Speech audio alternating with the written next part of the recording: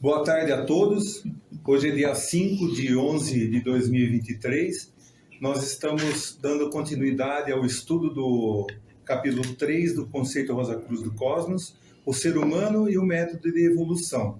Nós estamos fazendo o trabalho hoje do último capítulo dentro desse capítulo de ser humano, intitulado O Sangue, Veículo do Ego.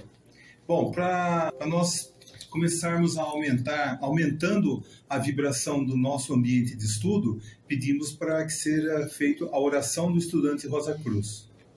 Oração do estudante Rosa Cruz. Aumenta o nosso amor por Ti, ó Deus, para que possamos servir-te melhor a cada dia que passa. Faze que as nossas palavras dos nossos lábios e as meditações dos nossos corações sejam agradáveis à Tua presença, ó Senhor, nossa força e nosso Redentor.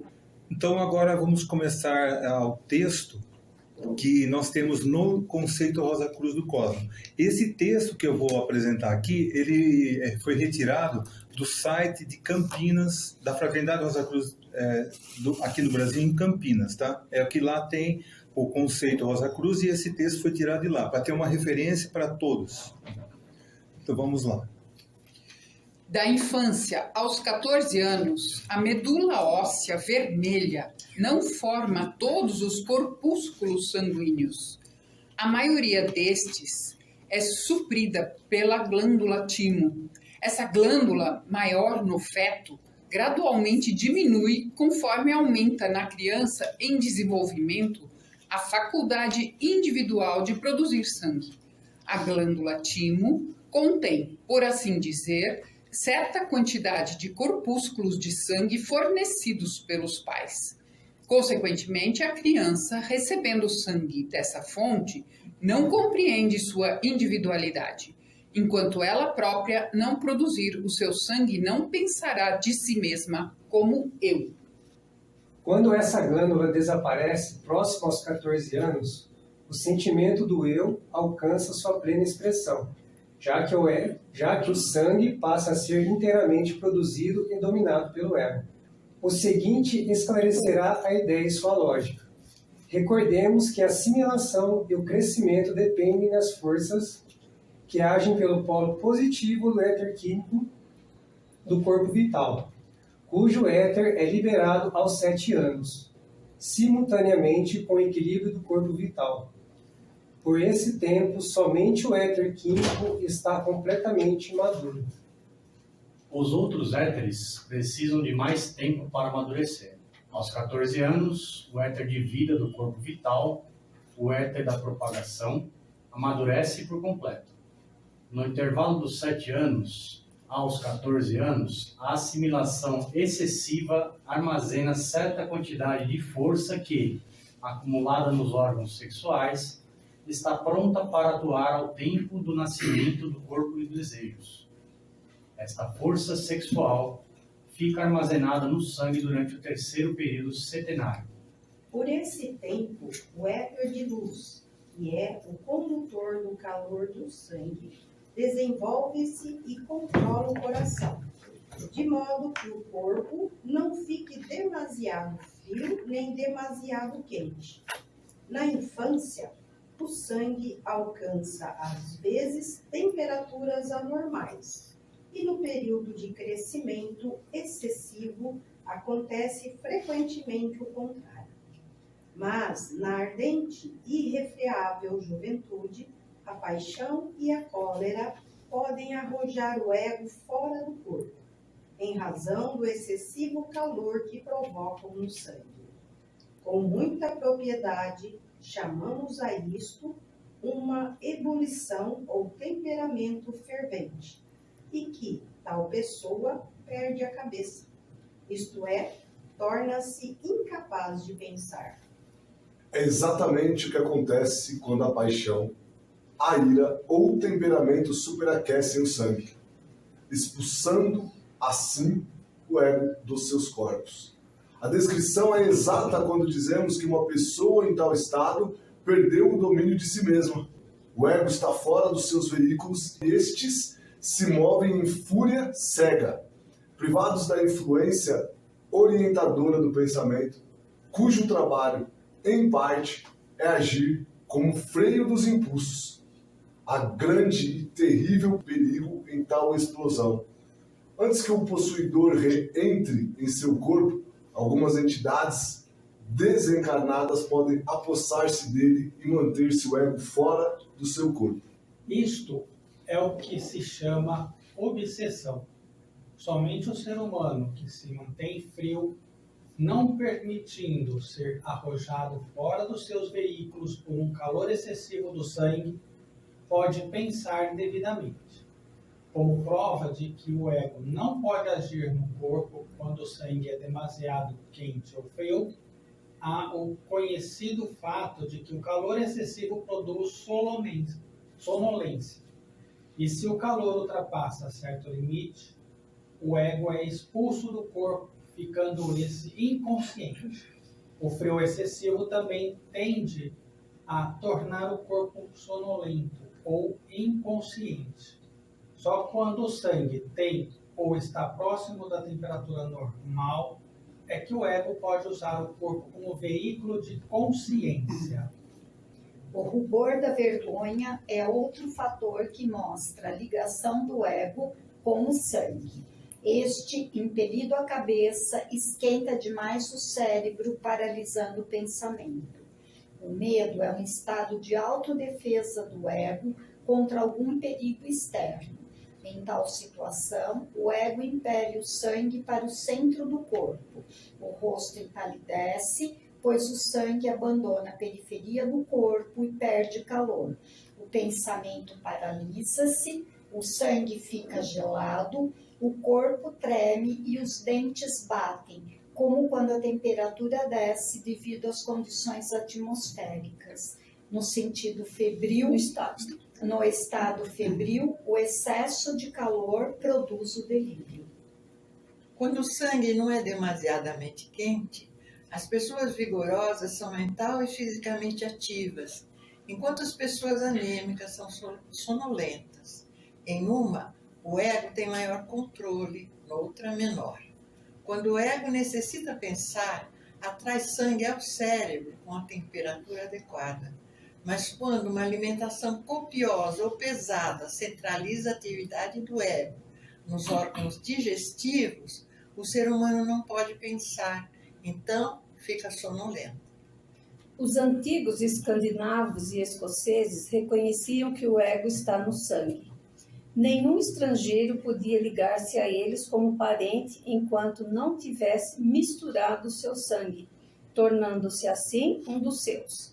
Goethe, que foi o iniciado, refere-se também a isso no seu Fausto. Quando Fausto vai firmar um pacto com Mefistófeles, pergunta: por que não assinar com tinta comum? Por que usar sangue? Mefistófeles responde: o sangue é uma essência muito peculiar. Ele sabia que possuindo o sangue, possui-se o ser humano, e que sem sangue quente nenhum ego pode expressar-se. O calor apropriado para a expressão real do ego não se manifesta enquanto a mente não tenha nascido da mente concreta macrocósmica, quando o indivíduo atinge aproximadamente 21 anos. A lei também reconhece esta como a idade mínima para a maioridade do indivíduo, e para que esse possa exercer as suas prerrogativas de cidadão. No presente grau de desenvolvimento humano, o ser humano passa por esses diversos estágios em cada ciclo de vida, de um nascimento a outro. Dando continuidade ao trabalho, agora nós vamos passar para a segunda parte, que é o estudo dos termos Rosacruzes. Nós vamos tentar falar aqui de 4 temas: glândula timo, individualidade, um assunto que é fantástico, que é obsessão dentro do estudo da fraternidade, tem muita referência, e o que talvez que tenha mais referências no conceito e na literatura da fraternidade é o termo sangue. Então, como primeiro, falando-se do termo Rosacruz glândula timo, nós temos o seguinte: uma frase para como se fosse dar finalmente no assunto. Então, da infância aos 14 anos, a medula óssea vermelha não forma todos os corpúsculos sanguíneos. A maioria destes é suprida pela glândula timo. Então, ficou claro, até os 14 anos, mais ou menos. Bom, a glândula timo. A glândula timo está situada no peito, como dá para a gente ver nos desenhos aqui na lateral, os dois primeiros. Entre os dois pulmões e por detrás do externo. O externo é esse osso que nós temos aqui na frente, da onde saem as costelas. Então ele está por dentro e protegido pelo externo, como se fosse protegido pelo externo, um pouquinho abaixo da traqueia e um pouquinho acima do coração. É uma posição muito interessante. Projeta-se para baixo, cobrindo a parte superior do coração, envolvendo os grandes vasos na parte de cima. É uma massa pardacenta que, ocasionalmente, quando é cortada, tem a aparência de uma moela. A moela de frango, então, de outros animais. É muito conhecido também aqui no Brasil, chamado de bofe em animais. Situa-se sobre a traqueia. Alcança seu maior tamanho no início da puberdade, pesando, na ocasião do nascimento, em torno de 14 gramas. Sua largura é de 3,75 centímetros e o comprimento é em torno de 2 polegadas ou 5 centímetros. Atinge o seu menor tamanho aos 21 anos. Como nós lemos no texto, ele vai diminuindo com a idade. Tem um porquê muito interessante, nós vamos saber. O tecido glandular é substituído por um tecido fibroso e adiposo, que permanece sã durante toda a vida. Embora se falava até umas décadas atrás que a glândula timo, ela, a partir de uma certa idade, diminuía e sumia. Ela desaparecia, mas não é isso, ela se mantém. No passado, acreditava-se que a glândula timo se atrofiava na puberdade. Porém, atualmente sabe-se que suas células secretoras continuam em manifestação durante toda a vida.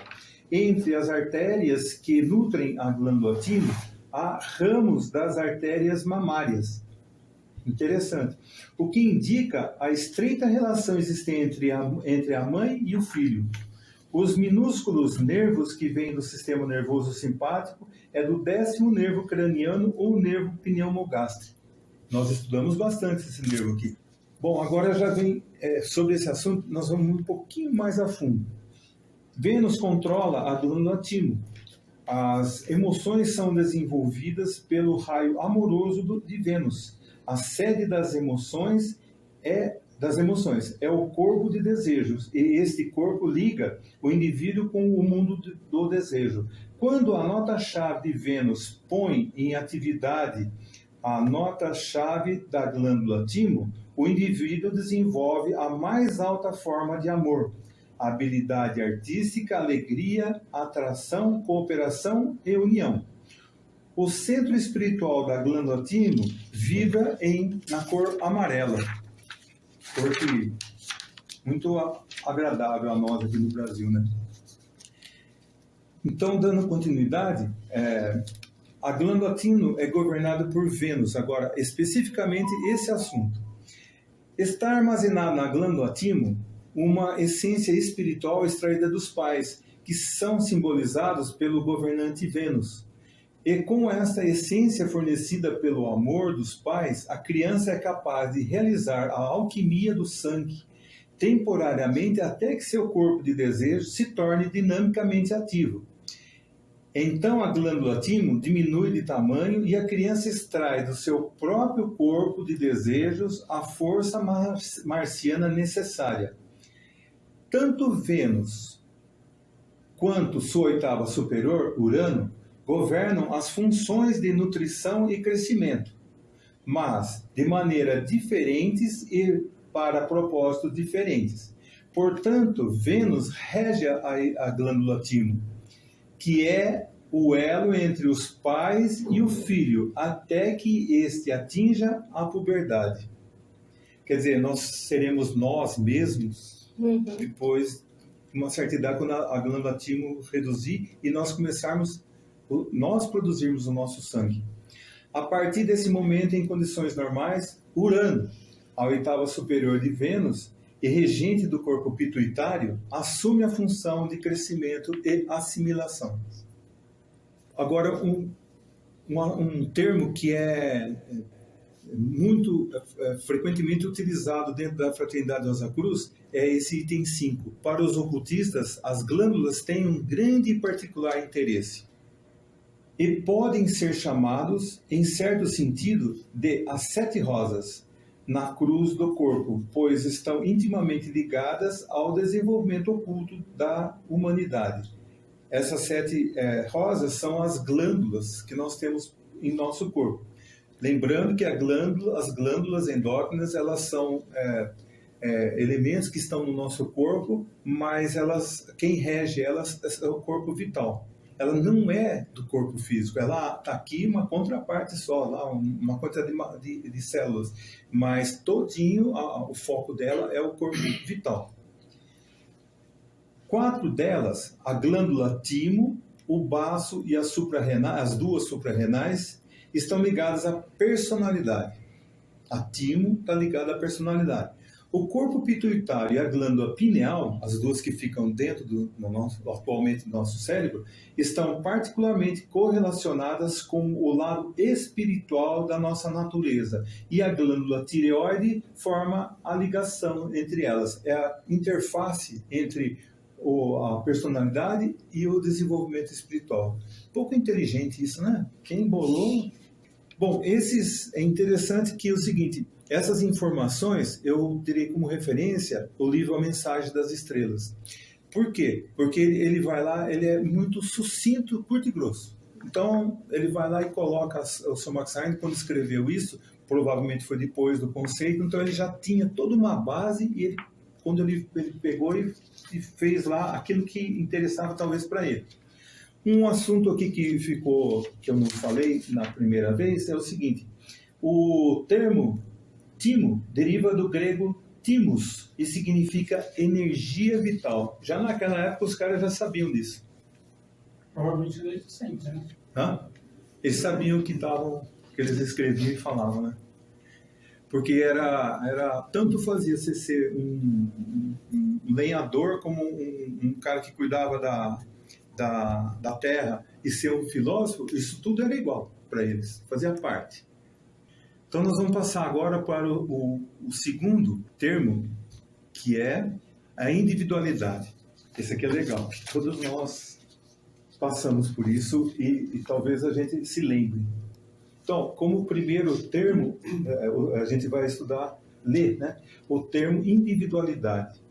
Tem uma confusão disso na internet entre individualidade, individualismo e mais outros porque daí eles misturam tudo. Mas aí na literatura da fraternidade a gente vê que é bem específico, individualidade e todas as outras palavras que começam com esse individual, indivíduo, e são conceitos bem diferentes. Então, o termo individualismo deriva do termo latim individus, indivisível, que é formado de quer dizer não, mais dividus que vem de dividere, dividir, ou seja, aquilo que não pode ser dividido. Enfatiza o valor de cada pessoa específica e sua independência. Teoricamente, ele está falando nessa palavra aqui, que nós somos únicos no mundo.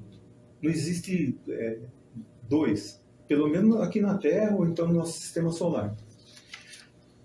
O item 2, a glândula timo e o pensar em si mesmo como eu.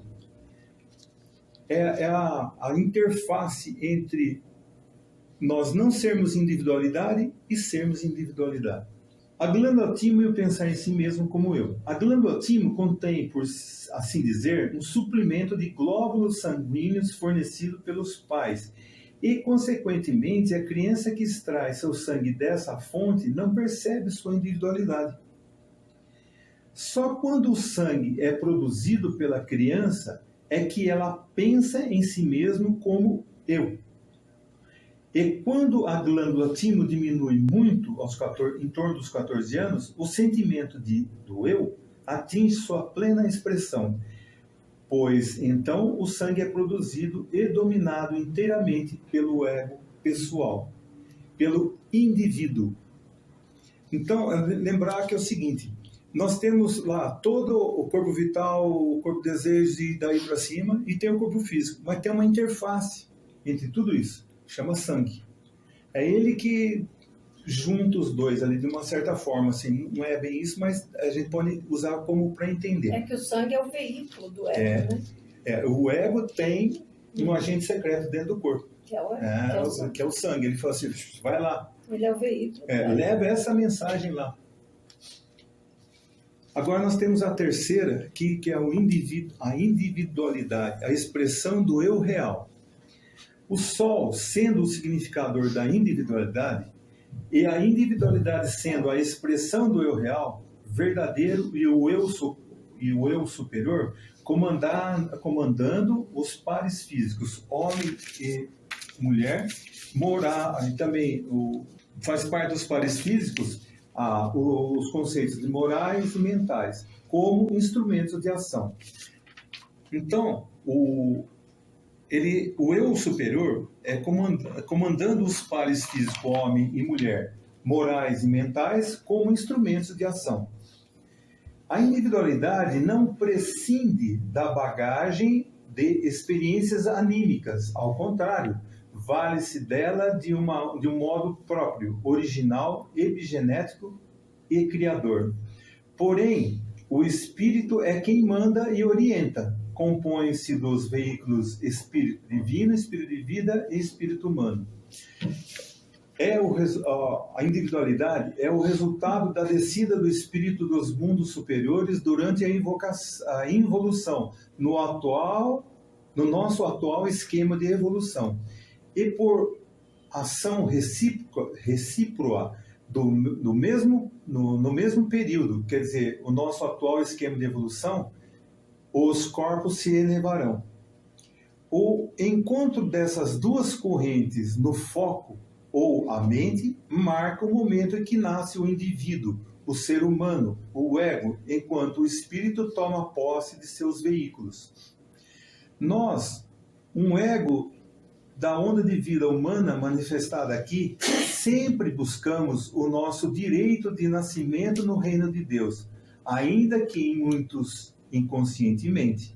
Vira e mexe, estamos dando impulsos para levarmos uma vida de retidão, uma vida na qual a consciência de vigília se identifica com o que realmente somos, um ego. Uma vida que não é apenas construtivamente criadora, mas que, segundo os preceitos de Cristo Jesus, é como uma coisa formosa e é verdadeiramente um regozijo eterno. É incrível que pareça, mas na Bíblia o Cristo ele tem essas duas frasezinhas curtas para dizer sobre esse assunto de individualidade. É uma coisa formosa e verdadeiramente é um regozijo eterno. No capítulo 8º do Evangelho segundo São João, Cristo Jesus usa duas frases que enfatizam a mesma ideia. No versículo 31, fala de discípulos verdadeiros. E logo no versículo 36, ele fala de verdadeiramente livres. Assim foi projetado. Não é isso que, pelo menos, eu particularmente entendo como individualidade. Se bem que atualmente, devido pela vida, no momento que eu particularmente vivo no mundo e convivo com as pessoas, eu não consigo ver esse tipo de conceito esses conceitos que nós lemos, que as pessoas se expressando dessa forma. Elas se expressam individualidade totalmente diferente disso que nós lemos. No mundo físico, individualidade, ele está falando dele. É um conceito acho que expressa personalidade, então, né? Isso está mais ligado à personalidade do que... Né? Então, acho que essa é a grande dúvida. Você quer perguntar? Não, talvez eu acho que seja o mesmo. É que O que eu mais confundo é eu até estava dando uma olhada, é a diferença entre individualidade e personalidade. Foi o que nós falamos na Eu reunião passada. nós falamos, mas eu tenho sempre esta dúvida. Eu não. Alguém pode E me a ajudar? individualidade também, ela é só manifestada aqui, no físico.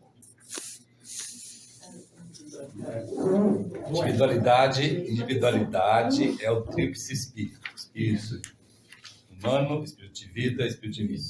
Somos nós. Nós somos individualidade. A gente não muda. Não muda. Nunca mudará. Entendeu? Então, é sempre assim. Nunca mudamos. Individualidade de cada um, individualidade de cada um. No sentido, será assim desde o início até o final. Então, isso é individualidade. Somos diferentes por isso. Somos diferentes como indivíduos. Né? Então, isso aí depois a gente fala de outro negócio que eu estava falando sobre isso. Mas é individualidade. Isso é individualidade. Personalidade a gente muda. Cada vida a gente muda. Personalidade tem tudo a ver com o panorama de vida. No panorama de vida a gente cria uma personalidade, uma máscara. Nós não somos isso. Isso aqui para nós é uma máscara. Então, por exemplo, eu não sou invejoso.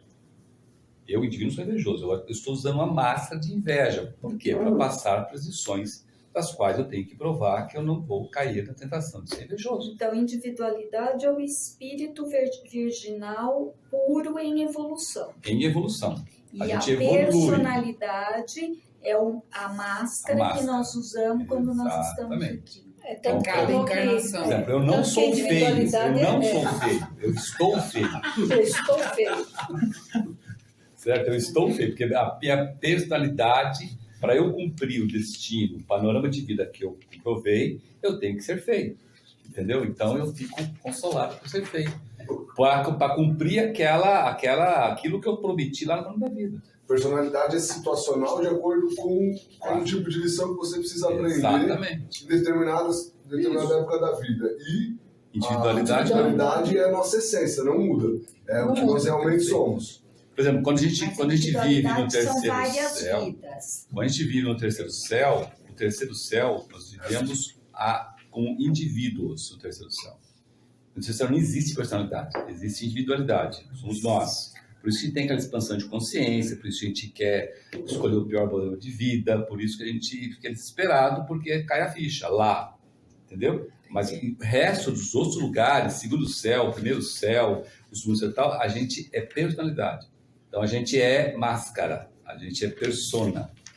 Muitas vezes não grata, mas somos persona, entendeu? Então, é assim. Então a gente não é assim. Tanto é, isso é claro, quando você estuda astrologia, vai ficar muito claro isso.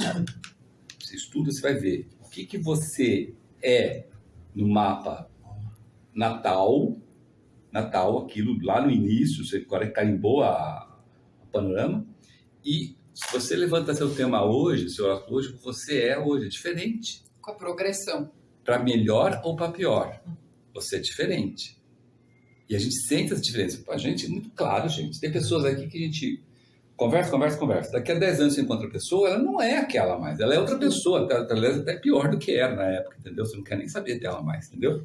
E pode ter sido seu melhor amigo, sua melhor amiga, tal. Quando você vê agora, fala, nossa senhora, o que você fala?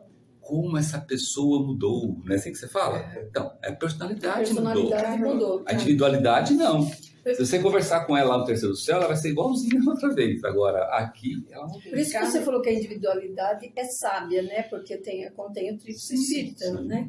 A minha dúvida é assim, itens contingenciais, tipo, uma pessoa nessa vida é mulher, tem uma tal profissão, é rica, ou é pobre. Isso é contingente, ou faz parte da personalidade? Faz parte da personalidade. Para essa vida eu vim com essa pessoa. Exatamente. E se você é rica e ficou pobre, a personalidade indicaria esse caminho para você aprender as lições. Entendeu? Então, a gente é moldado de acordo com as lições que a gente aprendeu, escolheu lá aprender. Entendeu? Então a gente é moldado conforme isso. Tem muita gente que a gente fala assim, nossa, como essa pessoa melhorou fisicamente. Certo? Não é assim que a gente fala às vezes? Mas sabe alguns nossa, você melhorou pra caramba. fisicamente. O que é? A personalidade dela foi mudando. Isso está no horóscopo. Às vezes Isso com a está gente, a gente no olha uma horóscopo da foto, né? pessoa. Fala, caramba, como você mudou, e é você mesmo. Então, exatamente. Então, isso é personalidade, que é o composto, personalidade é composto do corpo denso, do corpo vital, do corpo desejos e da mente. Só. A mente abstrata já faz parte da individualidade. Por isso que o Max Endels orienta, desenvolva a mente abstrata. Mas por quê? Porque a mente abstrata é a maneira como a gente, enquanto renascido aqui, começamos a nos manifestar como individualidade e não como personalidade. A partir do momento que você desenvolve a mente abstrata, aí cai a ficha. Você fala assim, eu não sou isso. Então, se eu não sou isso, eu posso mudar. Então, vou mudar para melhor. Então, você começa a mudar para melhor a sua personalidade a partir da sua individualidade, que é a mente abstrata. Então, a chave para a gente encontrar a nossa individualidade como Aqui, estando no plano físico mente abstrata. é a mente abstrata. A partir da mente abstrata.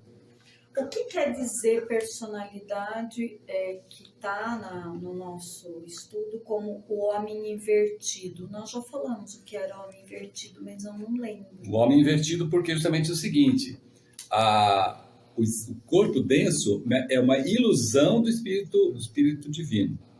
É uma ilusão. Aquele negócio Ele é uma ilusão. Por que é uma ilusão? Porque lembra, a gente evolui o espírito divino trabalhando no corpo denso para extrair a alma consciente. Então, é homem invertido justamente porque é o seguinte, eu tenho o que é real, que é espírito divino, e o que é ilusão, que é corpo denso.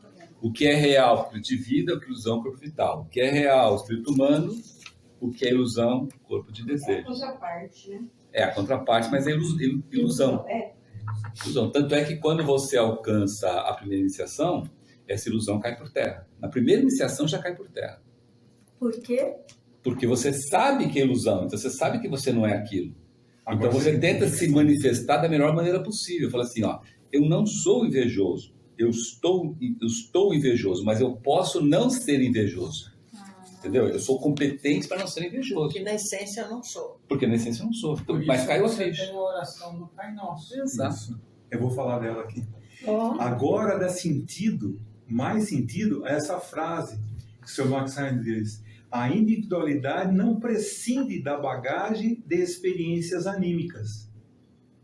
Ao contrário, vale-se dela de um modo próprio, original, epigenético e criador. Isso mesmo. legal. E ela não quer nem, ou a individualidade não quer nem saber da sua personalidade. Ele sabe que é um negócio passageiro. Que ela, a individualidade, vamos supor que ela fosse uma consciência assim, em nós, ou então independente de nós. Ela independe se tem personalidade, se você viveu 4, 5, 10, 20 vidas aqui, se você é inteligente, não é, se você tem a mesa. Ela não quer saber. Feio, bonito. Então, significa que a gente, orando e trabalhando com o nosso Cristo interno, a gente tem a possibilidade de isolar, isolar entre aspas, os nossos defeitos e as dificuldades em nosso entorno, vamos dizer assim, com os nossos familiares, na medida em que eu me conscientizo de que eu sou um espírito em evolução. Exatamente. O Cristo interno é nada mais nada menos do que a mente abstrata. Hoje, atualmente. Sim. Então, a partir do momento que você sabe que tudo é ilusão, você começa a viver a realidade. E ver a realidade é viver o que você é, e não aquilo que você se manifesta. Entendeu? Então, é justamente isso. Aí você consegue alcançar a harmonia. Por isso que quem muitas vezes fala, conta-se, que quando você fala com o irmão maior, você está no conceito, né? Ele te dá uma paz. Por que ele te dá uma paz? Porque ele sabe se manifestar como individualidade e não como personalidade. Boa. E por quê? Porque ele já alcançou o nível de extrair tudo dos corpos. Então, os corpos, a gente não precisa mais aprender nada dos corpos. Os corpos são perfeitos. O corpo denso é perfeito, vital é perfeito, e não é nem mente, mas é corpo mental que ele tem. Entendeu? Então, é esse estágio que a gente vai alcançar. Todos nós vamos alcançar nesse sentido. Até lá, a gente fica brigando com a gente mesmo, né? E botando a culpa nos outros, eu acho. É isso que quando a gente entrar para a iniciação, a gente vai falar... E aí, com essa postura, a gente consegue trabalhar o perdão e desenvolver o amor. Sim, porque já faz toda essa são tudo parte da personalidade, né? Então, mas a personalidade, ela é um panorama que você escolheu no terceiro céu e você se habita aqui, certo? Você se manifesta aqui. Você tem uma personalidade. Aí você pode usar, sei lá, uma parte positiva ou a negativa. A personalidade, eu só tenho a personalidade, Alan, porque eu estou preso ao ciclo de nascimentos e mortes. Se eu sair, eu não preciso mais de personalidade. Mas hoje eu trabalho com isso, né? A gente já está imerso nisso. Né? Hoje a gente trabalha com isso porque tem lições aprendidas. Todos nós. É por isso que ela forma como uma casca. Aprender, certo? Sim, mas ela forma, acho que uma casca que a gente fala que às vezes eu não tenho consciência das minhas dificuldades, eu não tenho consciência dos meus pontos negativos, né? Porque a gente está como se fosse envolto numa ilusão. Então, você está envolto numa ilusão e a outra pessoa está envolta em outra ilusão. Isso. Aí você vai pedir para outra pessoa dizer o que você é. Mas como é que a outra pessoa vai dizer que você é se ela também está em ilusão? Então, ilusão contra ilusão. Porque é reflexo. Só um ponto assim, né? O ser invejoso aqui, como indivíduo, você não é invejoso.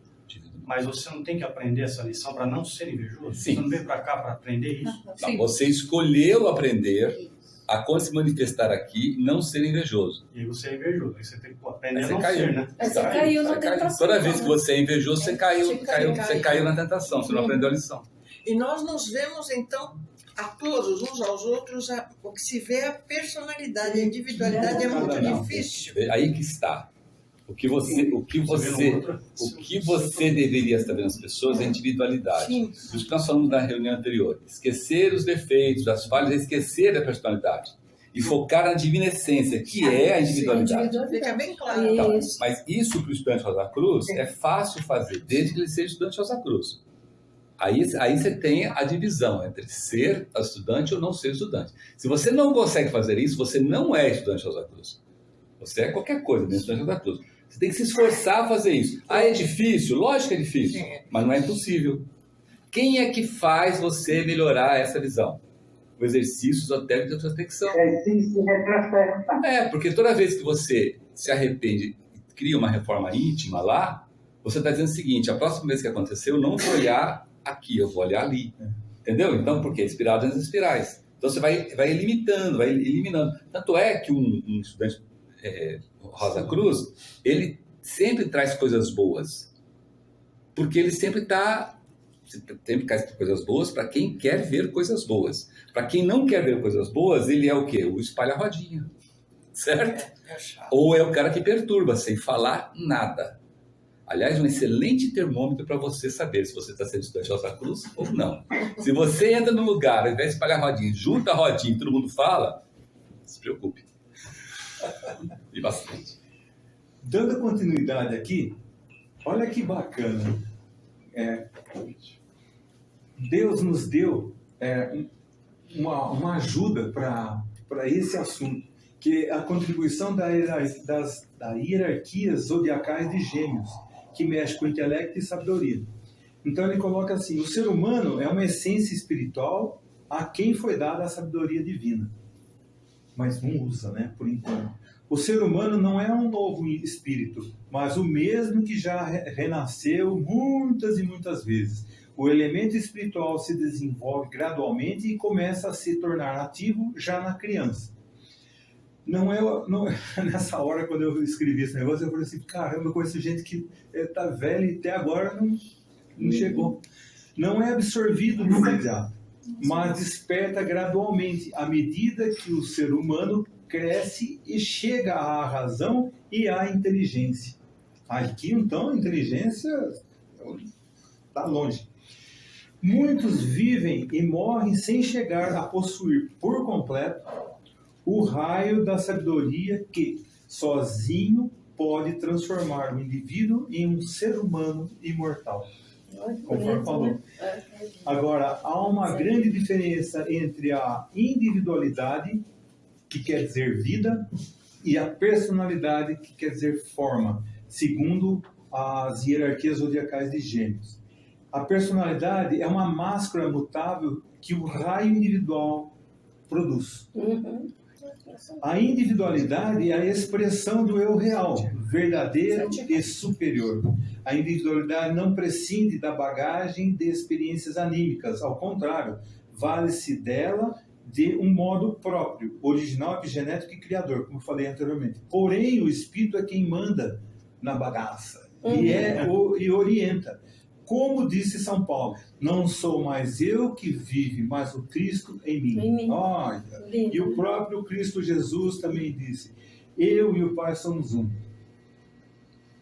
Puxa vida. A personalidade forma-se, a gente consegue palpar, vai tatear uma individualidade, você ainda não...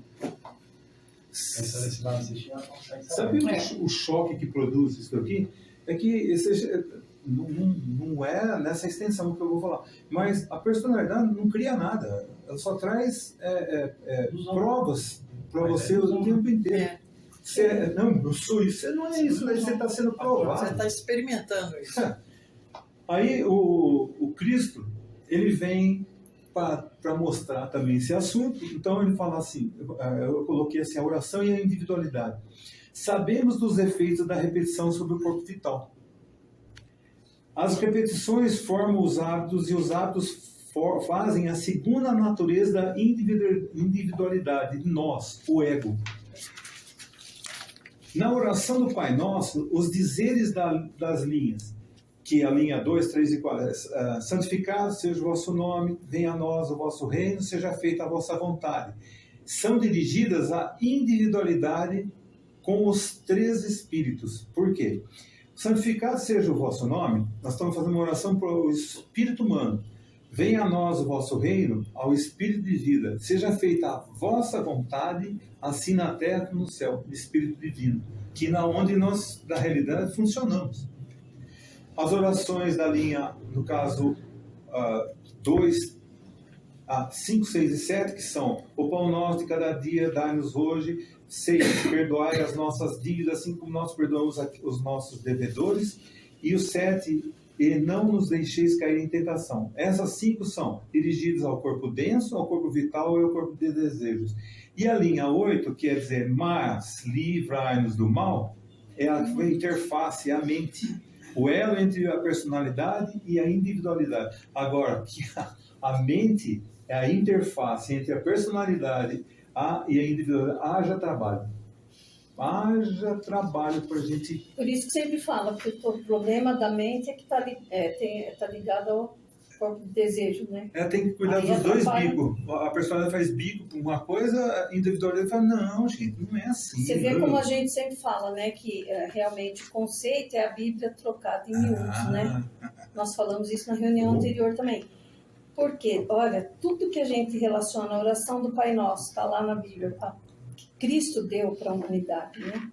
Olha, para cada corpo, para cada coisa que ela serve. Essa contribuição das hierarquias de gêmeos, ela é permanente, ela está vibrando. Se você está pegando, se não está nem aí. Mas que eu vou estar lá mandando permanentemente essa vibração, para que a hora que nós nos sintonizarmos, a gente fala assim, opa, eu dou uma ajeitada, está meio de lado assim, bom, eu tenho que me comportar aqui, me enquadrar aqui, que é quem é a personalidade e quem é a individualidade. Ficar bem claro isso. E pela repetição, você vai passar a ser inteligente, que é um preceito dela. Alguém tem mais alguma dúvida sobre individualidade? E personalidade. E personalidade. E deve ter de monte, porque se a gente se basear no que tem fora da Rosa Cruz, é uma bagunça, uma mistura. Até dentro da psicologia é feito um misturado ali de assuntos para tentar explicar uma coisa e outra. É porque a gente tem a visão só deste mundo físico. Aí a que é a explicação. gente não tem a visão do espiritual incorporado nesses conceitos.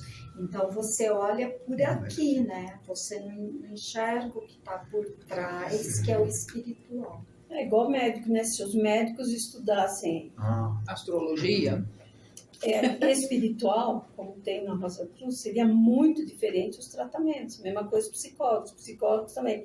Estudassem, né? Veria de uma outra forma, trataria o paciente de outra forma, né? Quem quiser saber, quem quiser entender o que é um psicólogo espiritualizado, bem espiritualizado, que olha as coisas como ele olhar, leiam as obras do Hermann Bacher. Vocês vão ver o que é um psicólogo. Psicólogo. Ele é psicólogo. Ele era psicólogo, morreu. Era. Ok. Foi.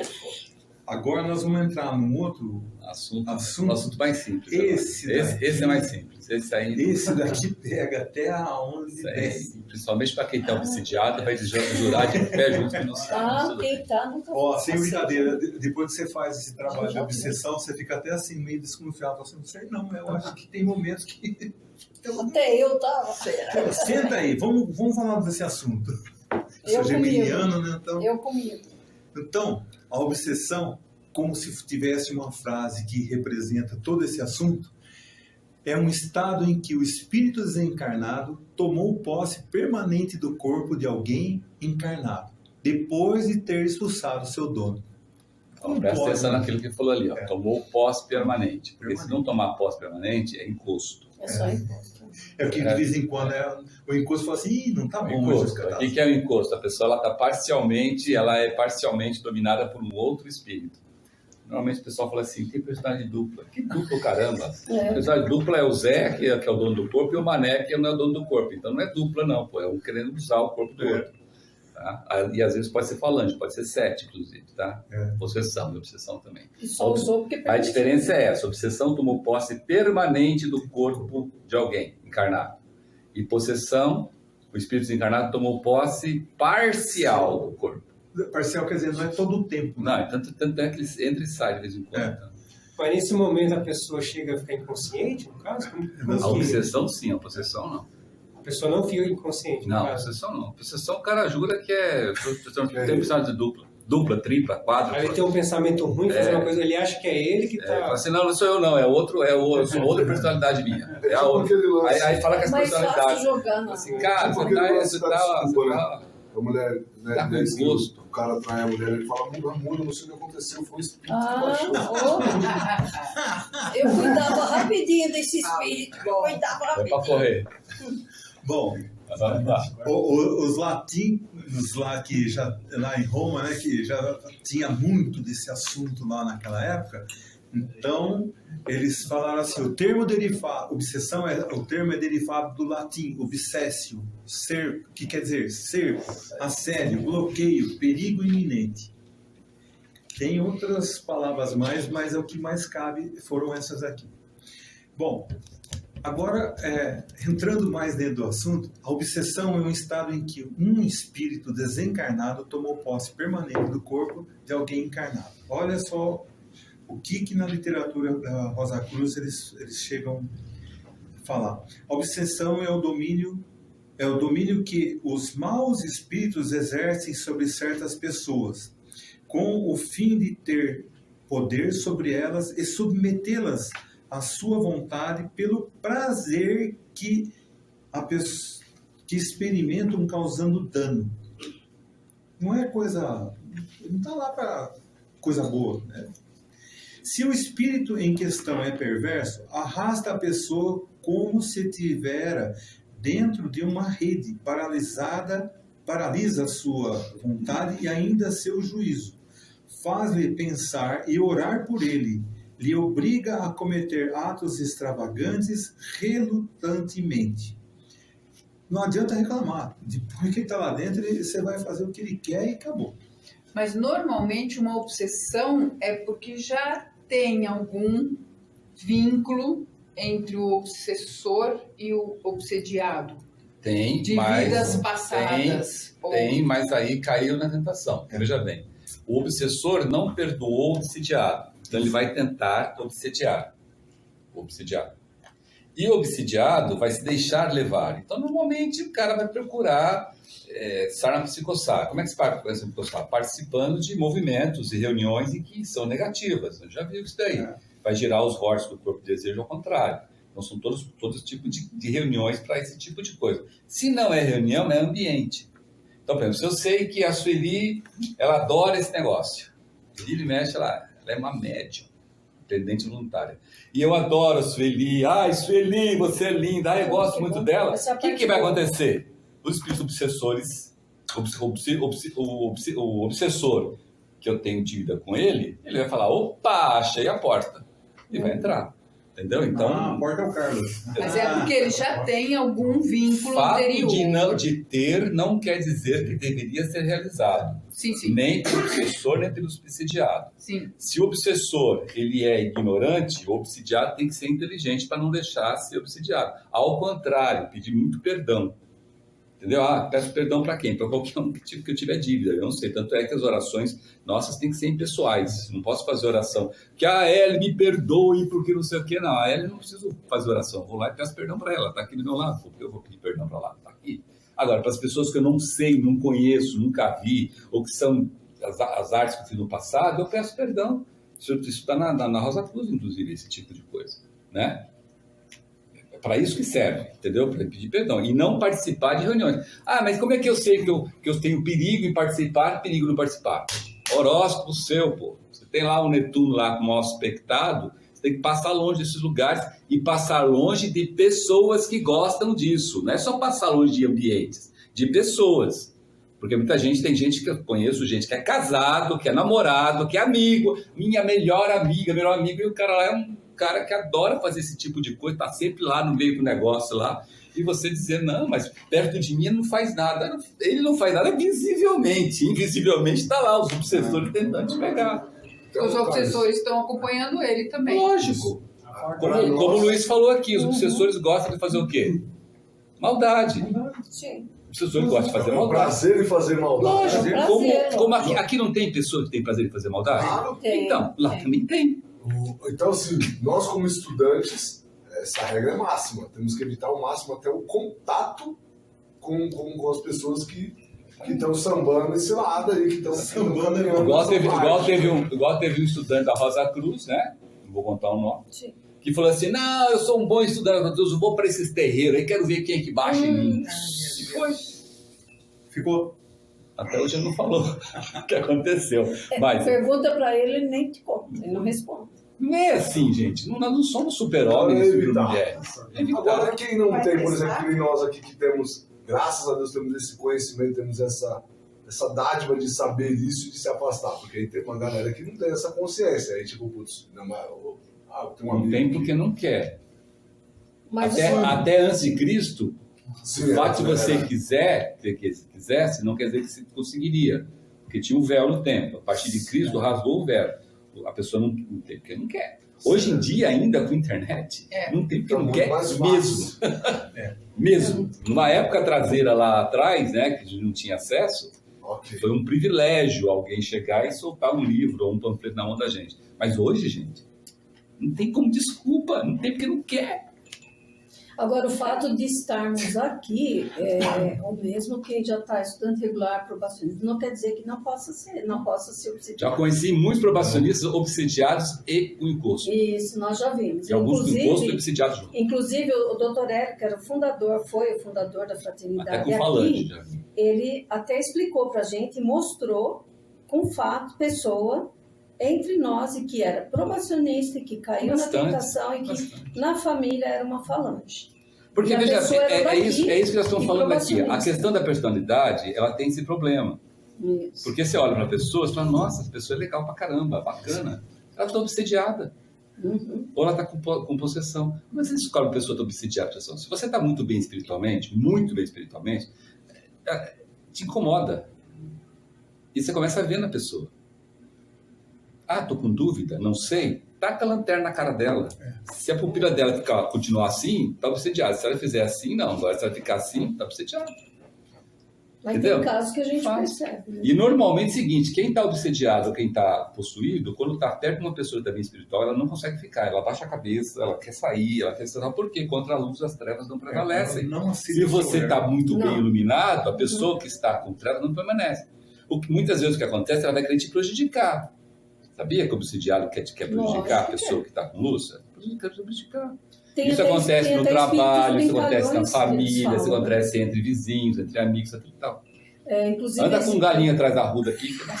Inclusive, existem vários tipos de espírito. Um deles, que o doutor Hélio explicou uma vez pra gente, tem até espírito brincalhão. Ele faz aquilo, não a maldade em si, como muitos fazem. Disfarçadamente. Mas uma brincadeirinha boba que gera alguma coisinha, gera outro espírito brincalhões Que também. usa a brincadeira para fazer maldade. Eu vou falar mais uma coisa para vocês aqui. O nossa irmã materialista, ela é um prato cheio para obsessão e possessão. É um prato cheio.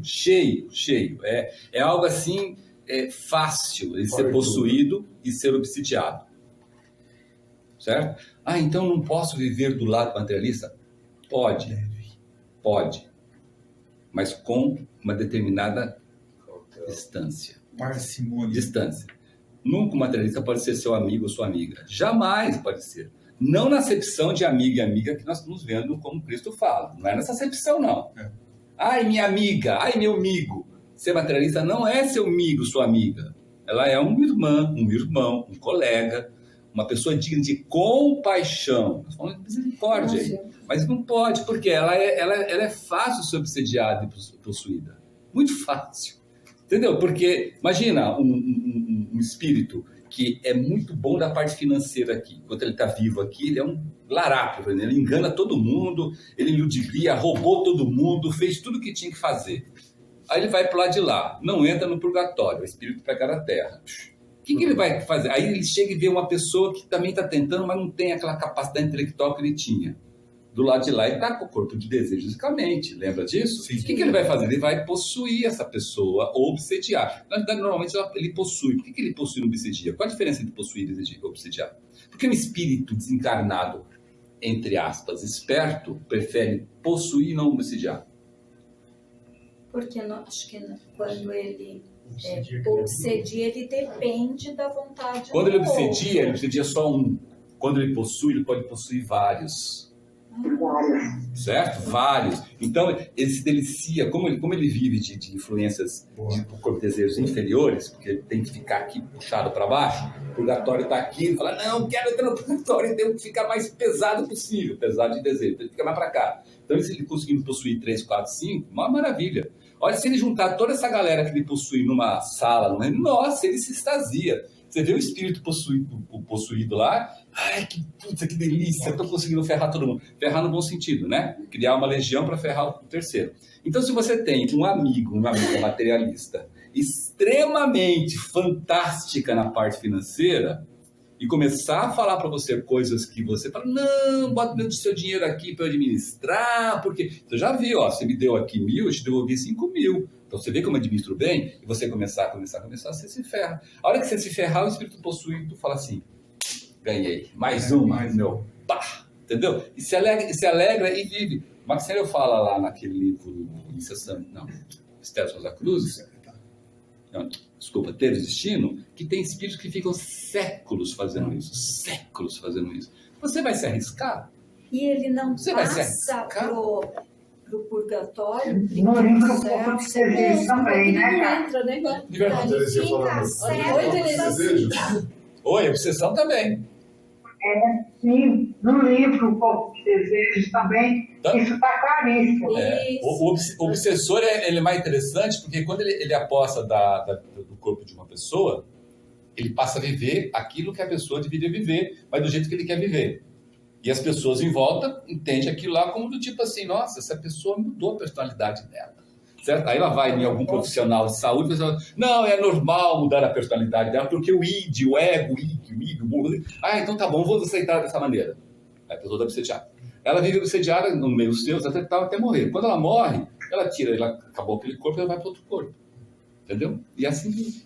Foi tão necessário a vinda do Cristo lá atrás, justamente por conta do que você estava explicando, do materialismo tão forte, e tanto que um dos trabalhos que ele mais ensinou... Os endemoniados lá, esses são os espíritos obsessores. O processo de cura que ele fez, que foi o maior... O mais difícil de fazer. Aliás, você lembrou uma coisa, Cláudio. Se tem uma coisa hoje que a cura Rosa Cruz trabalha bastante com os caras invisíveis, é nessa parte. Bastante. Eu quero exemplos, não acredito. Tem um livro chamado Atividades Auxiliares Invisíveis, está no nosso site, que está lá cheio de casos de cura de possuídos e obsessores. E como é que faz? E como é difícil, como você falou. Tem que fazer a Não é mediação nada dos diferente do que estava, quer dizer, espíritos, mudou né? muito. Se você tentar fazer, você fala assim, vou fazer aqui, dentro do meu corpo dentro, vital, eu vou tirar o espírito obsessor da Sueli. Ele sai dentro de você. Por isso que eu falei, tem que fazer a mediação, Você né? sai. Ajudar com que eles se conversem espiritualmente. Você tem que fazer a mediação no processo de cura, ajudar com que eles se conversem, porque exatamente, eles porque têm que veja bem, lição não aprendida e não suspenso. A Regiane falou muito interessante. O processo de cura do lado de lá, quando você vai fazer, por isso você faz a cura Rosa Cruz funciona só quando a pessoa está dormindo. Por isso, entendeu? Porque quando a pessoa está dormindo, você fala com a pessoa no corpo de desejos dela, ele é o paciente. E você fala com o corpo de desejos do obsessor, que é o paciente também. Os dois são doentes. Tem os dois doentes. Você trabalha com esses dois do lado de lá para alcançar o quê? O amor e o perdão. Porque um dos dois tem que alcançar. O negócio acaba quando um dos dois alcançar o amor e o perdão. Um dos dois, não os dois. Um dos dois. Mas enquanto um dos dois não alcançar, o negócio continua pegando. Por isso a intermediação que a gente mencionou é fundamental. Oi? Não. Por isso que a intermediação É fundamental. Só que você tem que mediar. Mas aí você tem um negócio interessante. Porque, veja bem, o obsessor, ele é trevas. O obsessor é trevas. O obsidiado é nada. Ele não sabe se é treva ou se é luz. Você vai vir daqui. Isso aqui é treva. Se você não se posicionar como um intermediador forte, o obsessor ele pode sair desse cara e entrar em você ou te atormentar ou dizer você não vale nada. Entendeu? Aí ele fica obsidiando, possuindo esse e possuindo você. Então você tem que se mostrar forte. Tanto é que a primeira coisa que você faz, quando você vai fazer um trabalho desse do outro lado, é exigir que o obsessor se mostre como ele é. Porque como ele está trabalhando na plasticidade do corpo do desejo, ele pode chegar lá com uma mulher sensual, maravilhosa, linda, fantástica. E você sendo um homem aqui, ela fala, não, mas eu faço isso porque eu não sei, eu sou tão frágil, não sei o quê. E se você não for forte, você vai engabelar, porque você está do lado de lá, porque o desejo seu também. Você não é um santo lá de lá. Você também está aprendendo, né? Então a primeira coisa que você faz assim, se mostre como você realmente é. Aí o que ele faz? Como é que ele se mostra? Como é que ele se mostra? Como ele mostra? Sim, mas qual a forma que ele mostra? Qual a aparência que ele se mostra para você? O corpo físico da última encarnação. O corpo disso da última encarnação, entendeu? Aí esse cara aqui, que é obsidiado, reconhece esse cara aqui. E aí, se esse cara aqui tiver um pouquinho de luz, ele vai pedir perdão para ele. Fala assim, putz, eu sei quem você é. Me perdoe, tarari, tarari. E aí esse cara aqui faz a intermediação para alcançar esse trabalho. Porque se esse cara aqui não souber quem é esse cara aqui, como é que ele vai perdoar? Entendeu? Então, a intermediação, ela é fundamental. Então, esse cara aqui, ele tem que ter um corpo-alma forte, que tem que estar ligado muito à luz. A luz cristã. Cristã. Não adianta ser de outras, tipo que aqui no mundo ocidental não funciona. Carlos, o padre católico pode fazer, tem até um nome que eu não me lembro. Exorcista. A gente não vê muito ouvir o padre católico falar sobre isso, mas existe essa palavra. Não, veja bem. Mas é diferente exorcismo de você ajudar as pessoas, porque no exorcismo meio que você impõe a sua vontade. Impõe a sua vontade é uma coisa complicadíssima, porque, veja bem, o exorcismo é você tentar fazer isso de maneira extremamente devocional, sem usar a razão.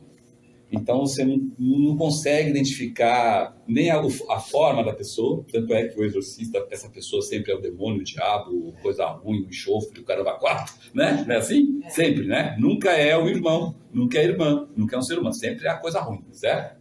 Porque ele é místico, então ele não conhece fazer esse lado aqui. Tanto é que tem muitas histórias sobre isso, pode entrar na internet, você vai ver. Muitos padres exorcistas, eles estavam morrendo, porque esse cara aqui chega e detona com o cara, entendeu? Então é uma coisa extremamente complicada, tanto é que a igreja católica, quase não fala, e são raros os casos, isso está ficando cada vez mais raros. Por quê? Porque quando o negócio é um elemental, que é uma coisa ruim, etc e tal, é mais fácil, porque é uma entidade subhumana. Agora, quando isso daqui é um ser humano, que aqui já foi mago negro, Vai um exercício enfrentar o macro negro ali no peito aberto, só com o coração, para você ver o que acontece. É complicado.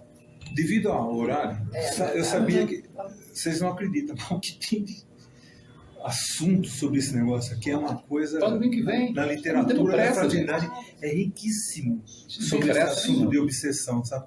Então, ó, dando só um finalmente, em o articulista que fez esse texto, em função do que ele estudou com o Sr. Max Stein e na literatura da fraternidade, ele chegou a isso aqui. Em uma palavra, esse espírito, né, que está querendo obsedar, ele magnetiza a outra pessoa, lhe produz a catalepsia moral e então o indivíduo se converte em cego instrumento de seus gostos. É importante observar que nesse estado o indivíduo tem, na maioria das vezes, consciência de que o que fez, do que faz, é ridículo. Porém, está forçado a relutantemente, como se um homem mais vigoroso que ele lhe fizera mover contra a sua vontade, seus braços, suas pernas e a sua língua. A pessoa nesse estado está obsediada e não obsedada, e muito menos obcecada. Só isso daqui, nossa, só isso daqui dá você precisa de ver o tamanho. Incrível que pareça, isso que eu estou lendo é baseado num estudo astrológico de um caso de obsessão. O cara foi estudando um tema e foi tendo todos esses conceitos aqui. E tem muitos no livro de assim. Bom, então a semana que vem, só chamando a atenção de uma volta, coisa, cada um trazendo o seu... Isso. Para a gente dar um fechamento artístico para a coisa, se vocês verem essa última figura, o cavalo de Troia, vocês podem assumir que aquela história que nós conhecemos é uma história de obsessão. Depois eles ficarem lá 15 anos, não ganham, eles usaram essa técnica. Vai lá, obsedia alguém, manda abrir o portão. Pronto. Resolvido. Fácil. Fácil. Ridiculamente fácil. Bom, então... Ainda bem que esse conhecimento não é... Vocês vão ver a hora que falar de sangue. Então. Bom, dando um término parcial, então nós lemos sobre o sangue, o texto do conceito Rosa Cruz, e os termos Rosa Cruz estudado, glândula, timo e individualidade. Semana que vem a gente parte do obsessão e vê o sangue, vamos ver se a gente consegue terminar. Tá ok? Então, para darmos um finalmente, pedimos que seja feita a oração Rosa Cruz como sendo significado de terminação. Oração Rosa Cruz. Não te pedimos mais luz, ó Deus, senão olhos para ver a luz que já existe. Não te pedimos canções mais doces, senão ouvidos para ouvir as presentes melodias. Não te pedimos mais força, senão modo de usar o poder que já possuímos. Não mais amor, senão habilidade para transformar a cólera em ternura. Não mais alegria, senão como sentir mais próxima e inefável presença, para dar aos outros tudo o que já temos de entusiasmo e de coragem. Não te pedimos mais dons, amado Deus, mas apenas senso para perceber e melhor usar os dons preciosos que já recebemos de ti.